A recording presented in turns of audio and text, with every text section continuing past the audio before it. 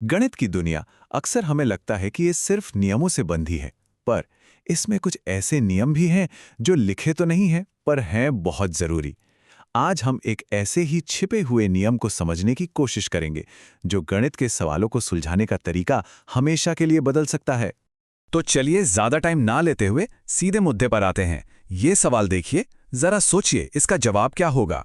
अच्छा, अगर हम पहले जोड़ दें तो जवाब आता है 140, और अगर पहले गुणा करें तो 50। अरे, एक ही सवाल और जवाब दो दो। तो भाई सही कौन सा है?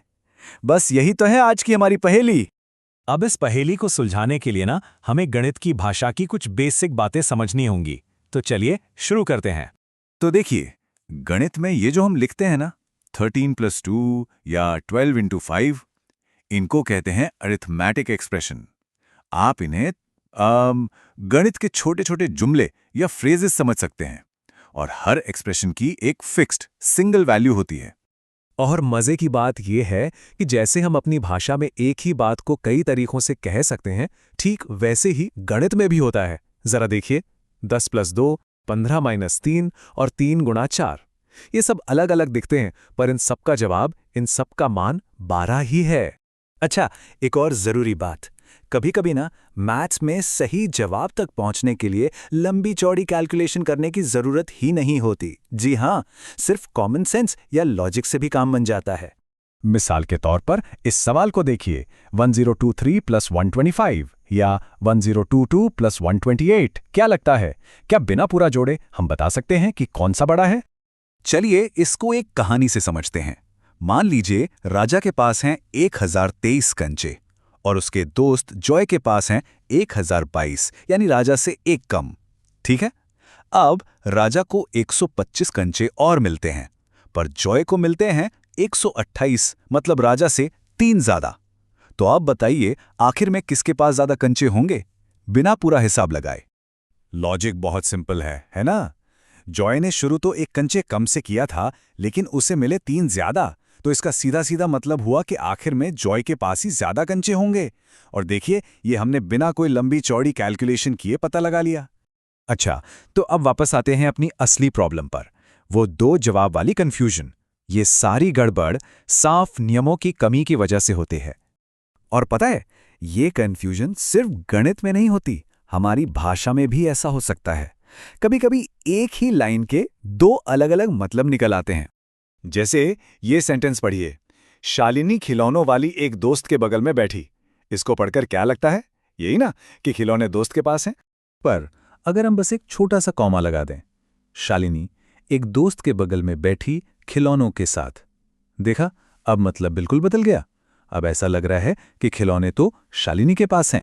तो जैसे भाषा में एक कॉमा पूरी कहानी बदल देता है और चीजों को साफ कर देता है, वैसे ही गणित के पास भी अपने खुद के पंक्चुएशन मार्क्स हैं जो इस तरह की कंफ्यूजन को दूर करते हैं। और गणित के ये पंक्चुएशन मार्क्स हैं ब्रैकेट्स और टर्म्स, और इनका काम है हमें ये बताना कि कैलकुलेशन किस ऑर्डर में करनी है। चलिए इसे एक और उदाहरण से समझते हैं। इरफान ने दुकान से 15 और 56 रुपए का सामान लिया और 100 का नोट दिया। अब दुकानदार उसे कितने पैसे वापस करेगा? इसके लिए पहले तो कुल खर्च जोड़ना पड़ेगा, जो हुआ 71 रुपीस। फिर उस 71 को 100 में से घटाना होगा। यहां पर ऑर्डर मतलब क्रम बहुत जरूरी है। और गणित में इसी सही ऑर्डर को पक्का करने के लिए हम इस्तेमाल करते हैं ब्रैकेट्स का। जब हम लिखते हैं 100 माइनस 15 प्लस 56, तो इसका साफ मतलब है कि भाई पहले ब्रैकेट के अंदर वाली चीज को सॉल्व करो, उसके बाद ही कुछ और करना। लेकिन सवाल यह है कि अगर ब्रैकेट ना हो तब क्या? तब हम एक और कॉन्सेप्ट का इस्तेमाल करते हैं जिसे कहते हैं टर्म्स। टर्म्स क्या होते हैं? ये किसी भी एक्सप्रेशन के वो हिस्से हैं जो प्लस प्लस या माइनस माइनस के निशान से अलग होते हैं। ध्यान रहे, गुणा और भाग वाले ऑपरेशन वो टर्म के अंदर ही होते हैं। ये टेबल देखिए, यहां से बिल्कुल साफ हो जाएगा। 5 + 6 × 3 में प्लस के निशान ने दो टर्म्स बनाए। एक है 5 और दूसरा है 6 × 3। देखा, गुणा वाला हिस्सा एक साथ रहा। ऐसे ही 23 - 2 × 4 + 16 में 3 टर्म्स हैं, 23, फिर -2 × 4 और आखिर में 16। ये समझना बहुत जरूरी है कि गुणा और भाग ये टर्म्स को तोड़ते नहीं, बल्कि टर्म्स के अंदर ही रहते हैं। तो ठीक है, अब जब हम ये सब समझ गए हैं तो चलिए इन सारी चीज़ों को एक साथ रखकर अपनी शुरू वाली पहेली को सॉल्व करते हैं।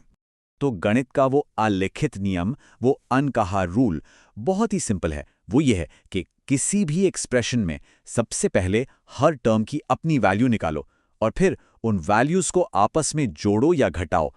तो याद है हमारा सवाल 30 + 5 × 4। चलिए इस नियम को लगाते हैं। इसमें टर्म्स कौन कौन से हैं? एक है 30 और दूसरा है 5 × 4। अच्छा, तो 5 × 4 की वैल्यू हुई 20। तो अब हमारे पास है 30 और 20। बस इनको जोड़ दीजिए। 30 + 20 = 50। तो सही जवाब 140 नहीं 50 है। इसे याद रखने का एक मजेदार तरीका है जुराबे और जूते वाला नियम, है ना? असल जिंदगी में पहले जुराबे पहनते हैं, फिर जूते। ऑर्डर तो यहां भी मैटर करता है। बस ठीक इसी तरह गणित में पहले गुणा या भाग होता है और फिर जोड़ या घटाओ। यहां भी ऑर्डर यानी क्रम ही सब कुछ है।